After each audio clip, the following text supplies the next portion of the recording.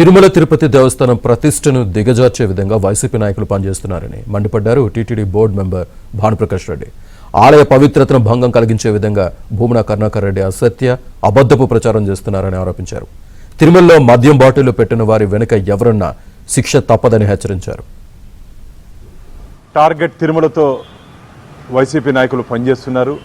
ఉద్దేశపూర్వకంగా తిరుమల తిరుపతి దేవస్థానాల పవిత్రతని దెబ్బతీసే విధంగా, దిగజార్చే విధంగా వారి వ్యవహార శైలి ఉంది. గోశాల నుంచి గోవిందుడి వరకు అసత్య అబద్ధపు ప్రచారాలతో భూమన కరుణాకర్ రెడ్డి గారు గత ఏడాదిగా తిరుమల ప్రతిష్టతని దిగజార్చే విధంగా వారు వ్యవహరిస్తున్నారు.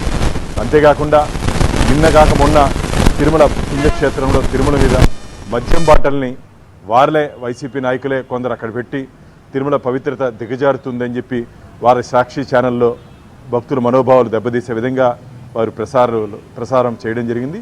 దీన్ని తిరుమల తిరుపతి దేవస్థానాలు తీవ్రంగా మేము ఖండిస్తున్నాం. వీరి మీద క్రిమినల్ చర్యలు తీసుకోవాలని చెప్పి మేము డిమాండ్ చేస్తున్నాం. ఈరోజు దాంట్లో సంబంధం ఉన్నటువంటి సాక్షి ఫోటోగ్రాఫర్ని, అలాగే వైసీపీ నాయకుల్ని సాక్ష్యాధారాలతో పోలీస్ అధికారులు వారిని అరెస్ట్ చేయడం జరిగింది. దీని వెనకాల నుండి వ్యక్తులు, శక్తులు చేయించిందెవరు, పెట్టించిందెవరో ఈరోజు ప్రజలందరికీ తెలుసుకున్నారు, భక్తులందరూ తెలుసుకున్నారు. నేను తీవ్రంగా హెచ్చరిస్తున్న వైసీపీ నాయకుల్ని, భవిష్యత్తులో ఇలాంటి కార్యక్రమాలు పునరావృతం చేస్తే చర్యలు చాలా తీవ్రంగా ఉంటాయి.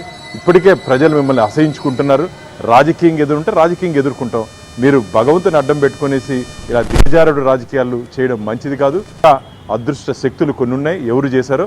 ఏ స్థాయి వ్యక్తి ఉన్నా సరే తాడేపల్లి ప్యాలెస్ నుంచి ఆదేశాలు వచ్చినాయా, లేకపోతే తిరుపతిలో ఉన్నటువంటి కరుణాకర్ రెడ్డి గారి దగ్గర నుంచి ఆదేశాలు వచ్చినాయా, తొందరలోనే శ్రీవారి భక్తులకి పూర్తి ఆధారాలతో పాటు మేము శ్రీవారి భక్తుల ముందు